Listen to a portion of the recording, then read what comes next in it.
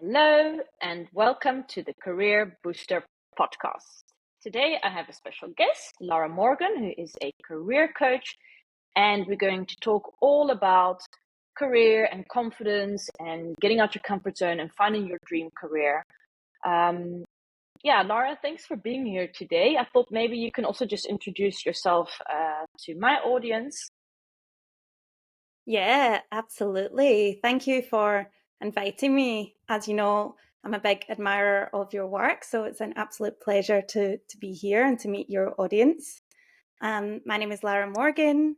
I'm a career and mindset coach, originally from Scotland, if you're wondering about that accent, but living in the Netherlands currently.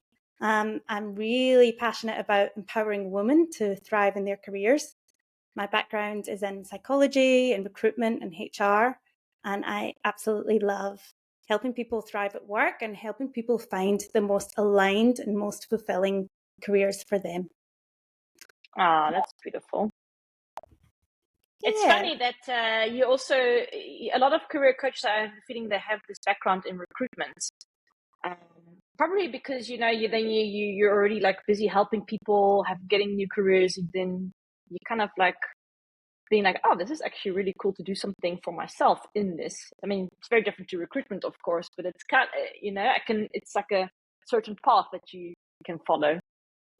Yeah, totally. I mean, I definitely wouldn't be here if I hadn't spent so long in recruitment and HR and having that direct contact with people. It made me realize just how obsessed with people I was and how much I Mm. wanted to help them. And, you can imagine in recruitment, you hear a lot of people's stories about what they like, what they dislike about their work, and, if they're feeling stuck and why they want to move. And so I really spoke to, tens of thousands of people on that journey and kind of had this like awakening where I realized that so many people were in jobs that they don't actually love and they're just kind of doing Mm. it for the money.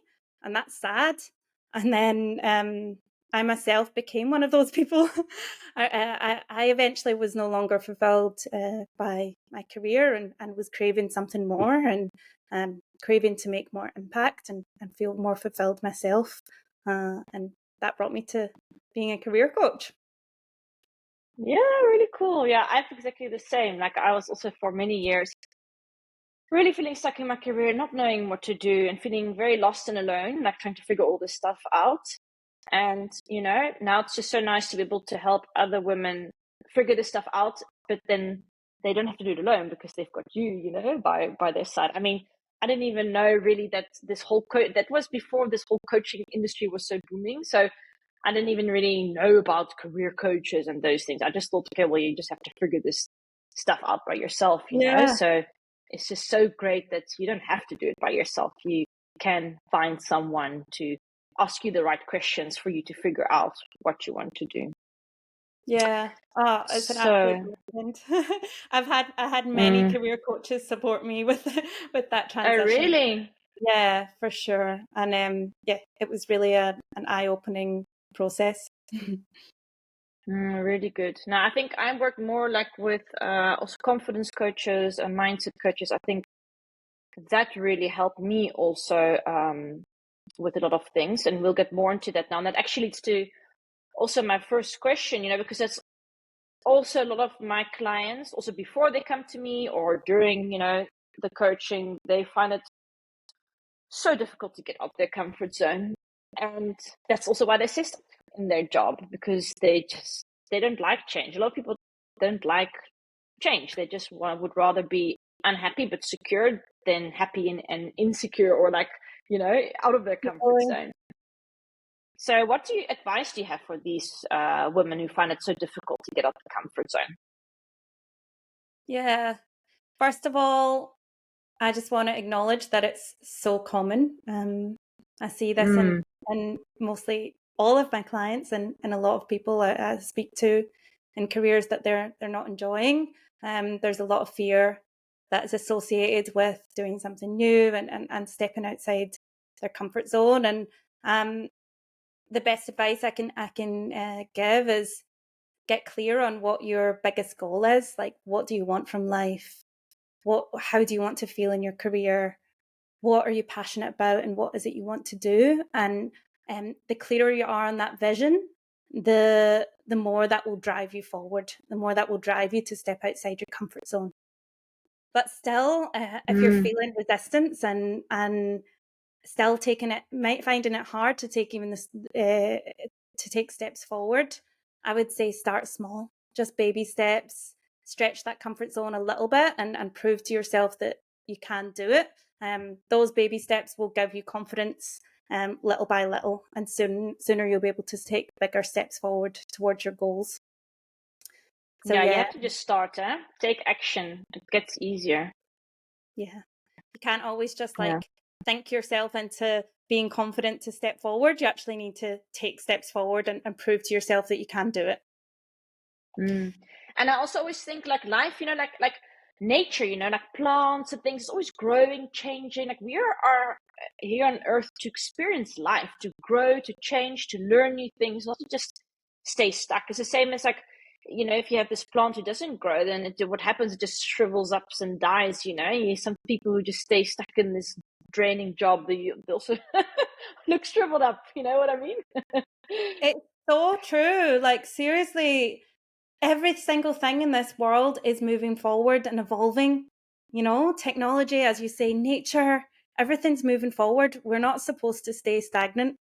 And you can see in people that have stayed stagnant for a long time, there's a lot of bitterness, there's a lot of resentment. It can even cause, adverse health conditions. There's a lot of research on that too. So yeah, you're completely right. It's so important to be moving forward as nature is.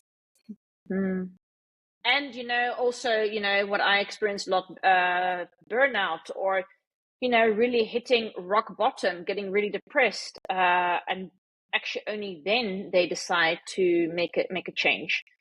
So I always say, rather, before it's too late, before you get into that situation, go make a change if your job is not fulfilling.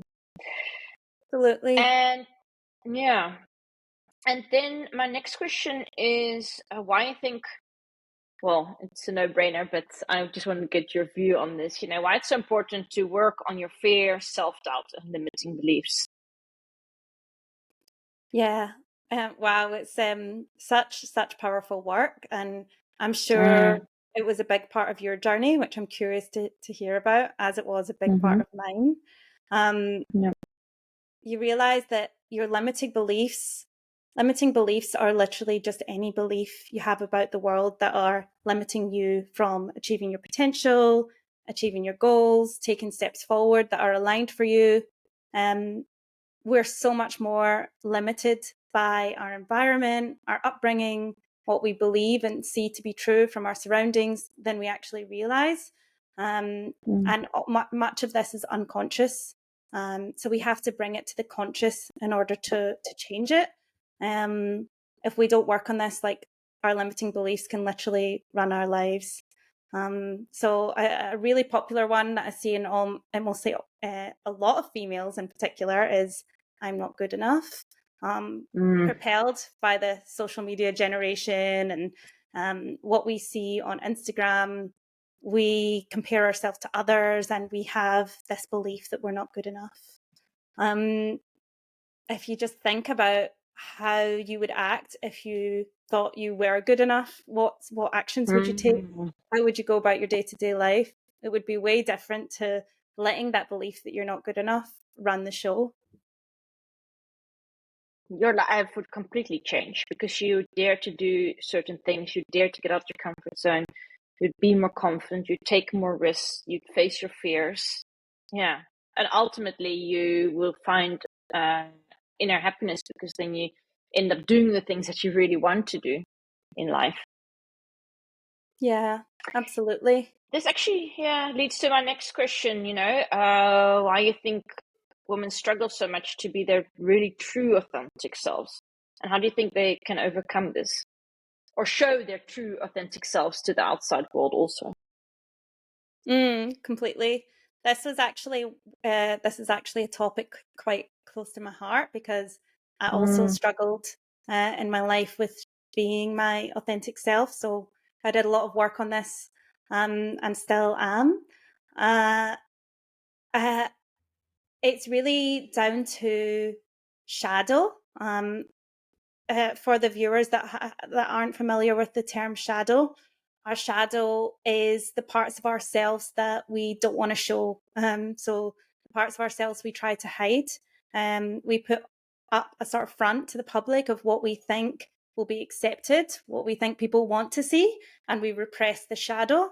So the process of showing your authentic self and showing up as who you really are is to find inner peace with those shadow items, accept yourself for everything, even the stuff that you don't personally like. That's the work. Those people that you see on TV that are really authentic and they have that magnetism about them, you just want to keep watching them. That's because they've accepted all those parts of themselves and they're not afraid to show the shadow as well as the light. As soon as we accept those things for ourselves, everyone else will accept them too. And if they don't, you won't care either. I was the same as you. Like, I was really like a chameleon, and I'd really adapt myself to whoever I was with. So if with these people I'd behave like this, with those people I'd behave like this, and if their opinion was A, then I'd also say yeah A, and the other people's opinion B, then I'd be like yeah B. And I think now I still struggle sometimes to really say my opinion, also because I usually understand both sides, and I'm like, oh yeah, I understand your point of view, I understand your viewpoint, but point of view. Yeah. But I am trying to also in my posts and to be a bit more vulnerable, authentic, to say what I think. But yeah, I think also us as women, we're real people pleasers, and we just want everybody to like us, to accept us, to fit in. And therefore we start to change ourselves to see, are they accepting me? Oh, maybe I should behave like this because then they'll like me more. Totally. And that's completely normal. Like, we have evolved to want to be accepted by the tribe. And so we have this like innate need to be accepted and to be liked. But we're actually doing a disservice to ourselves if we keep compromising on our authentic selves and on what we actually want in favor of trying to please the masses. I don't know about you, but like in my experience, the more that I've been myself and not being afraid to be vulnerable, actually the closer bonds I've found, because people have reached out really resonating with what I've said, or they've had a similar situation, and actually creates deeper bonds. Sure, you're going to alienate some people, but your people will still be there.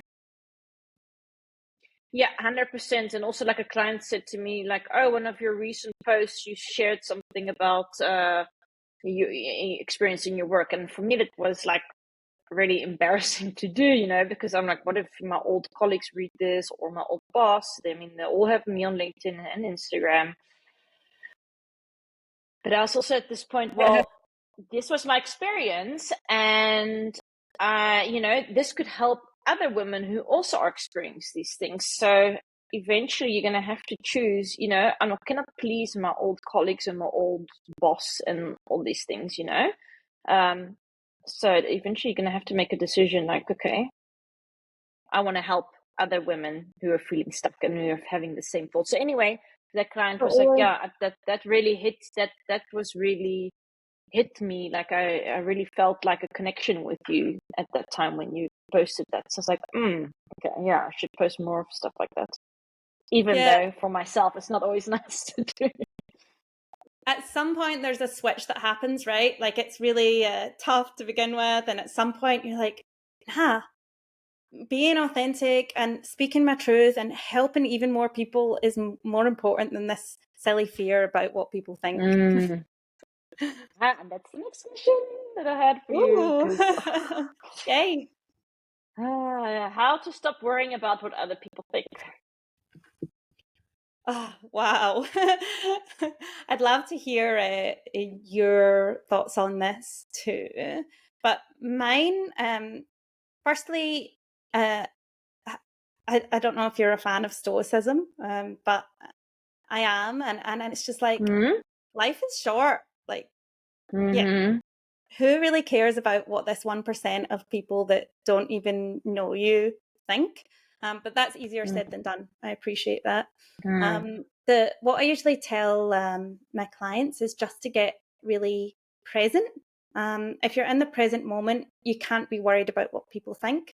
Worry is in the past or in the future. In the present moment, there just is.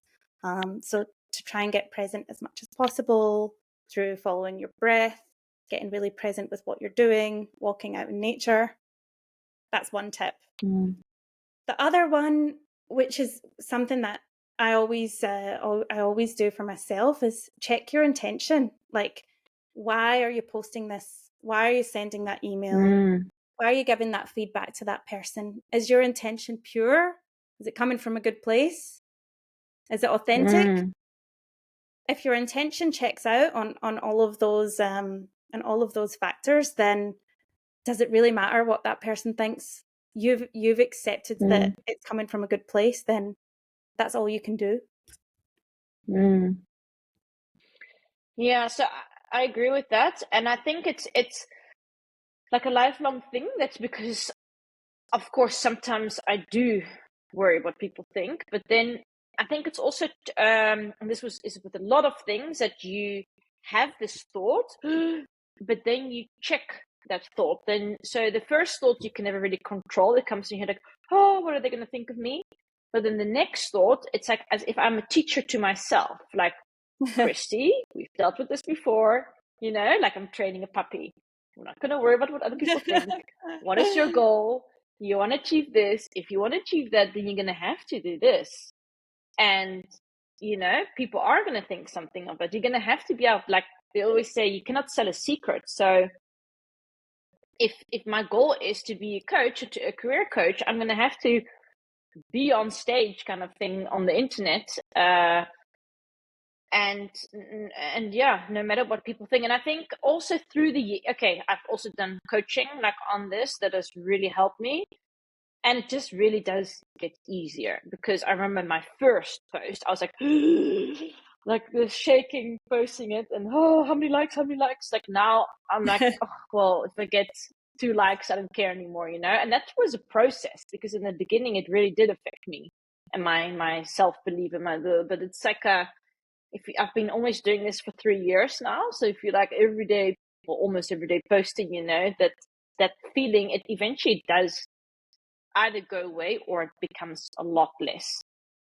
It really does. keep on working on it, keep on reading, keep on listening to podcasts, keep on reading books on these things, and they all say the same thing. And I think after a while, when you hear it over and over again, that, that's worrying about whether people think of you is going to really stop you from achieving your goals and your dreams, and doesn't really matter what other people think, as long as it's more important what you think of yourself, if you love yourself, and if you because other people cannot give you anyway what you need to give it to yourself. Absolutely. And like, it's so true, it really does get easier. Like, I can't stress that enough. Of course, it's going to be anything that you do for the first time is hard. Anything that you do for the second time is hard if it's outside your comfort zone. Keep going. Like, if you decide like what you're going after, your goal, your dreams are more important than what people think, that will propel you forward, and it does just become so much easier. And I think it starts with a decision. I'm deciding that I'm going to become, or I am now ready, or the person who's not going to worry what other people think of me. And then that can also be like a goal that you work towards. It can also be like, I'm going to be a confident person. And it's also what you're telling yourself the whole day. Like if you're going to say the whole day, I'm shy, yeah, then you are going to. I think everything starts with a thought, because a thought causes an emotion, and emotion causes an action. So it all starts with really working on your thoughts and what you keep on telling yourself. Absolutely. And I think to help with that as well, any practice that you can incorporate to your day that's going to make you feel your best will help with that, will help you show up as your best, will stop you from overthinking. will help you come at your tasks with the right energy and less self-doubt.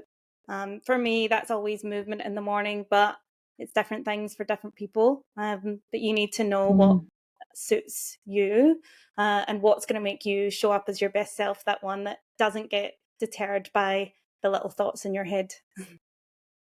Yeah, try different things, because for everyone something else works.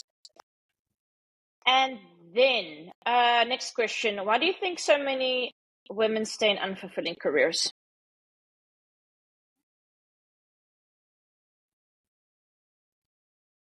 Fear would be the blanket term, fear, but just to create a little bit more clarity around that, it's fear that you can't do anything else. I think a lot of people think that because they've done this one thing for X amount of years, they're not able to do anything else, which is crazy.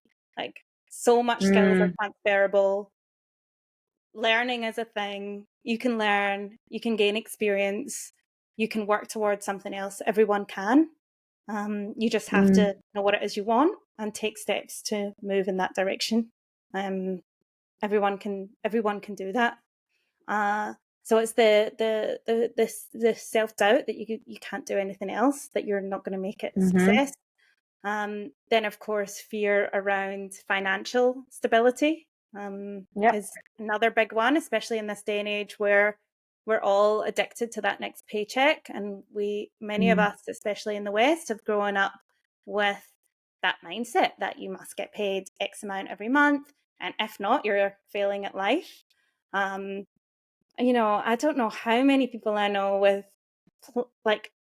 plenty of savings and a buffer in the bank and lots of support, yet they're happy to stay miserable in careers that they hate because they're too scared to take the leap forward. And there's safer ways to do it. You don't need to have a lot of money in the bank. There's various ways that you can make a transition without it causing lots of financial instability. And then there's fear of failure, fear of rejection, fear if I try something, what if it goes wrong? What if everyone judges me? Again, back to that acceptance of the pack and not wanting to be rejected or seen to be a failure. But that really needs to shift. Like, that needs to change so much. How much of a crazy pace is this world changing and transforming? We need to be adaptable. Like, we need to be moving with the times. We need to be able to change. It's actually the best skill that you can have, is your ability to shift and to move and to try new things. I actually think it looks way cooler if someone's done lots of different things than if they've just done the same thing their whole life. I'd much rather have a conversation with the person that's done lots of different exciting things. What about you? Well, but I 100% agree with you. There's also interesting stories I always think, and it's just like, for example, have friends now. They decided to open up a game lodge in Zambia. I mean, like, how cool is that? Like, Oh, what a game lodge. so yeah, so they gave up everything. They packed their bags, left Holland, left their corporate jobs to start this game safari lodge in Zambia. And I mean, I think it's just so incredible, like, that they did this for themselves, And I have other cool stories of people. I mean, especially when I go to Bali, like, I always find it so impressive to meet these people, and they were also scared, and they all packed their bags and they decided to start something for themselves or start a new career. Totally. Going back to the question why people stay in unfulfilling careers, what I also hear quite a bit is that because they've been so long in the same industry, that they find it difficult to throw all their diplomas away. They're like, I've been doing this for 20 years. I've got so much experience. I studied for this. I've put so much effort into this. And now I'm going to do something completely different. Then I, can start from scratch again. I have to go study again. But yeah. So who cares? Like, then you study something else again. Like, I mean, It's not gone to You and waste. eventually you'll get over that feeling, like that frustration, because when Yeah. you're going to be doing something fulfilling in another career, you're going to forget about those diplomas and all the work experience you had. But it's not a waste of time. Like it's all adding up to that skill set that they have today. You know, you wouldn't be the person you are without the jobs that you've done. I wouldn't be the person I am without the jobs that I've done. They all matter, even if they're completely different to what you want to do in the future.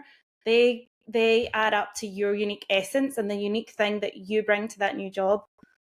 So all of it is still matters and is still relevant, for sure. Very And true. sorry, just to add to that, like I think another reason that women stay in unfulfilling careers is lack of trust in themselves. So that feeling that, Self-belief. yeah, self-belief and trust. So that trust that, okay, if something, because you know what it's like to change careers. It's not always easy. You have to work things out. You pivot. You refine. That trust that if something goes wrong or if it gets challenging, that I can keep going. That resilience and trust. I think that's one thing that people lack in themselves, which is a shame, because you only need to start doing it to prove to yourself that you can. So yeah, no, I agree with that, and also that nothing is a wasted. Whatever you did, it brings you to somewhere. Like as an example of me, for example, I was really stuck. I didn't know what to do, so I thought, oh, I'm gonna become a beautician. So next to my work at night, I went to go study. So once a week, I drove in the middle of somewhere else in the Netherlands to go study this, and I did an internship. And then when I was doing the internship, I realized, because I thought I wanted to work with my hands. I knew that I don't want to sit behind the desk the whole time anymore at an office. Totally. But then when I did the internship, I was like, no, this is actually not it. But I don't regret it at all, because I learned so much cool stuff about the body and about all the beauty things. And it's just actually quite fun to know this, even though I'm not going to do anything with it. So for me, it's definitely not a wasted. I love learning new things. Like I love learning different things. Yeah, and how cool is it just to try something completely different to anything that you've done before? I actually I had one of the best career change stories I've heard in a long time. A lady I met in Thailand recently. She was a molecular biologist turned 7-time best-selling author. Wow. Yeah. That's crazy. Absolutely wild. And if this is inspiring to anyone, she actually said it was quite an easy transition, funnily enough. Wow. So she Just had shows, huh? yeah, she had to do a technical writing course as part of her molecular biology. The technical writing led to creative writing. She found she had a real love and talent for it, wrote her first book, sent it to her chosen publisher, and it got accepted, and she got commissioned to publish several more books. And now the most recent one's getting turned into a movie. So yeah, mind-blowing career change Wow. story. It just shows you though, like if you find something that you're naturally good at, that that plays to your strengths, that's really aligned and you love it, you'll make it work. It will just feel easy and more seamless. Whereas if you're trying to go against your natural biology and do something that isn't actually for you, it's going to be much harder to be successful. And how do you think women can figure out what to do in their career? Well, this is what people find so difficult. That's the never-ending question. I mean, hire you, Christy, or me to help. No, I'm joking. Like, in all seriousness, I would really advise that people would take a step back, from their normal life. It's really hard to see. You've got blinkers on when you're in your bubble of that career you've done forever. So if possible, take an extended break or a step back. If that's not financially viable, then a long holiday will do. And in this time, just really do a self-audit and check in, like what interests me beyond limitations and beyond fears. What do I like to read about? What do I like to talk about? What would I do if I had lots of free time? How would I spend it? and what gives me energy. So what are those little parts of your job that you did enjoy? What were those things that lit you up, that you were smiling, that felt easeful? Those are a good place to start and trying to figure out what it is that you actually want. If that's too hard, I would look to people that you envy or something you see in someone else that you admire. You might look at one of your friends that is doing something and you might be really intrigued by that. That could be a good place to start. And what about you? I'm curious what you would say to that question. Yeah, also, for example, look around your house for clues. So look at your bookcase. So my bookcase, for example, it's just personal development books. So I always knew myself, like I loved personal development. I loved because I saw like what it was doing to me. So I was reading it like a couple of years back. I was really in a bad space, like really feeling depressed, like really unhappy. And then I started to go on this journey of self-discovery and self-development and doing the yoga and meditation. And then I was like, wanted to just suck up all this information. So watching all the documentaries about personal development, reading all the books. I knew I wanted to do something like this because I just loved it. It was just so intriguing for me. And I actually first thought, oh yeah, I want to be a psychiatrist. But then I realized how long, it would be to do all the diplomas, and I don't know, it takes forever. And I didn't even really know about the coaching. And then that just came on my path. It was like on Facebook, like this advert of this like free coaching course for 4 days. And then I was like, whoa, it was all about becoming a coach, just a general life coach. And I was like, wow, this is what I want to do. But yeah, generally what I would tell clients also, like, it's all starts with like a spark, just something that interests you. And when you do more of it, it becomes like you give it oxygen, it becomes a flame. You give it more oxygen, it becomes like a fire. So and write those little sparks down. Like also think what you did enjoyed as a child, because sometimes that can bring up like things. Yeah. But and also to really stop thinking about, am I doing it because of the recognition I get, or the that people say thank you, or you're trying to people please, or is it something that you really want to do? Because I know also a lot of people, they just roll into careers because of their parents. Like either their parents did the same, or they just want to make their parents proud, or they're doing things that all their friends are doing because they want to belong to the group. Absolutely. Like I also, for example, had a client. She was like a marketing senior marketing manager at this big firm, and she said, actually, then she got into burnout. She said, actually, I did it really for the outside world. And then when she did like more digging and soul searching, she wanted to be much more creative, more free. And now she's going to study to become an interior designer. So something completely different. Yeah. I can resonate with that so much. Like my first career was in fashion buying, actually. And that was completely ego driven, like literally young girl, fresh out of uni. I studied psychology, but I wasn't emotionally ready to get into that field, and got into fashion because I thought it was cool that there'd be fun parties and it would be fun. Yeah. And a few years later, as I got to know myself more, I was like, wow, this does not one bit align with my my values and what I really care about in the world. So yeah, no, that is a big one. Like making decisions from your ego rather than your true self and your true values. Yeah, and that's also a good one, what you said now, the values, know what your values are. Go discover that, what are your core values, because that also can give you a lot of clues on what you want to do in life. Yeah, for sure.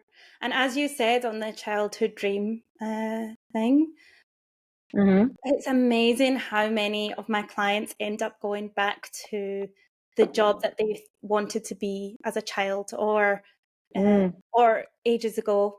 They've had this feeling, but they just dismissed it because they thought it'd be too hard, or they thought it wouldn't make enough money, their parents wouldn't approve. And now that they're older, they're like, no, but wait, this is what I've always wanted to do. But before that, their limiting beliefs were getting in the way. And that brings me to my question I have for you. What was your childhood dream?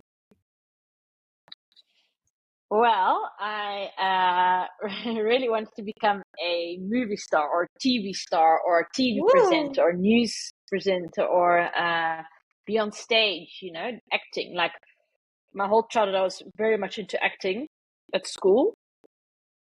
And it's funny actually because I am kind of doing the certain TV aspects of it now, like doing the Instagram lives, doing the podcast. So it is actually really interesting how I'm not doing the childhood dream, but in a certain way I am. Like I've also, for example, been on the radio in South Africa, and my dream is still to come on like a TV program or something. So yeah, still working towards that. But yeah, so doing these kind of things, I feel like I am kind of still doing the stuff that I really love doing, doing the creative stuff like that. Isn't that amazing? Because like somewhere deep down, your childhood self knew, knew what you wanted, what you would be good at, and I could totally see you on TV. So let's manifest that one together. And what's also maybe good to say is that all the bad negative things that happened in life also brought you to this, because if I was never unhappy in my career, I would have never become a career coach. Well, maybe I would have, but chances, I don't think I would have become a career coach. So out of my pain, of misery, of not knowing what I wanted, I decided to do this. So pain and hardship's not always such a bad thing, because you can learn and grow from those moments. Absolutely, for sure. Your biggest struggles, your biggest gift. Yeah, exactly. I did have another question as well, if we've got time. Yeah, let's. I think we still have like about 10 minutes. So yeah. Cool. Well, let's just address the elephant in the room, because I think so many people have fears about changing career because of finances. They don't want to sacrifice their income. They don't want to be unstable financially. And that's probably what holds people back the most. Would you agree?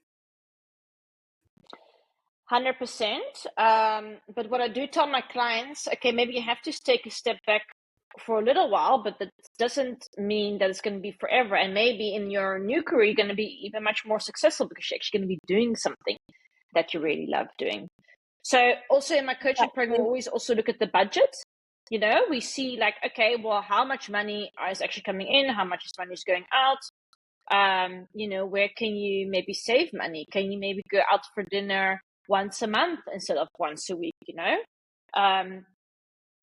Usually, most of my clients, I must say, they do have like a partner who has a good income, or they have savings or something. So, say they decide to study something new, right? Then I always suggest go do a job, but that's not super high up and complicated, and that you come home and you're like exhausted, but like something that just pays the bills, that you don't have to stress about money. But do something on the side just to be able to pay the bills, and that's usually fine. So for example, if they come from this really high marketing job, then they just do like a more less senior role in marketing while they do their studies. Totally. I call that like a bridge job. So a job where it doesn't stress you out as much. It doesn't need to take up evenings and weekends as well, that you can literally get the money you need to survive and then spend the rest of the time on working towards your dream. I think that's a beautiful way of doing it. I also think like oftentimes we think we need more than we do. There's buffers, and then there's buffers of buffers, and we live in a society that's quite obsessed with accumulating so much wealth and added security blankets that are unnecessary at the expense of health and happiness. Our time is relatively short. We really need to start prioritizing what it is we want, and as you said, that will pay off in the long term. So you're going to be way more successful doing something that you love and that's aligned with your strengths than you ever will be in a job that burns you out, that's unfulfilling, and yeah. All the listeners, go look in your clothing cupboard. How many shoes do you have? How many dresses do you have? How many, like a lot of times we have way too much stuff. And I really started to notice that now that I'm back here in Holland again. Then you're like, oh, you're seeing your friends again. Oh, let me buy some new clothes again, And then when I'm in Thailand, I'm so much less materialistic because there I don't see anyone. I can wear the same clothes every day. Nobody cares. So it's like, then you also realize that you don't need all this stuff. So if you're doing this transition already by just buying less clothes, by buying less bags, by buying less shoes, going out for dinner less, you're going to save so much money, especially here in the Netherlands, because everything is crazy expensive these days.